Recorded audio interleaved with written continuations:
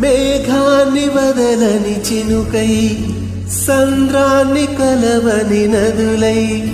పరిణితి లేని